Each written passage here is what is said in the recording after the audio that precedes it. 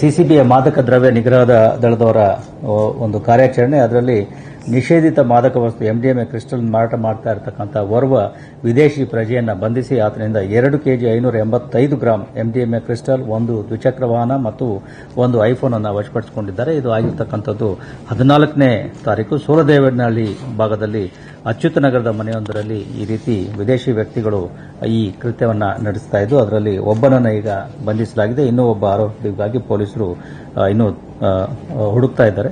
ಇದರಲ್ಲಿ ಈಗಾಗಲೇ ಹೇಳಿದಾಗೆ 1 ಕೆಜಿ 485 ಗ್ರಾಂ ಬಿಳಿ ಬಣ್ಣದ ಎಂಡಿಎಂಎ ಕ್ರಿಸ್ಟಲ್ ಮತ್ತು 1 KG 100 gram brown colour MDMA ಕ್ರಿಸ್ಟಲ್ಗಳನ್ನು ಅವರು ಇದರಲ್ಲಿ ವಶಪಡಿಸಿಕೊಂಡಿದ್ದಾರೆ. ಒಂದು ಐಫೋನ್ ಮತ್ತು ಒಂದು ದ್ವಿಚಕ್ರ ವಾಹನ, ಎಲೆಕ್ಟ್ರಾನಿಕ್ ವೇಯಿಂಗ್ ಮೆಷಿನ್ಗಳನ್ನು ಕೂಡ ಇದರಲ್ಲಿ ರಿಕವರಿ ಮಾಡಲಾಗಿದೆ. ಒಟ್ಟು ಮೌಲ್ಯ ಸುಮಾರು 4 ಕೋಟಿ ಅಂತ ಹೇಳಿ ಅಂದಾಜಿಸಲಾಗಿದೆ.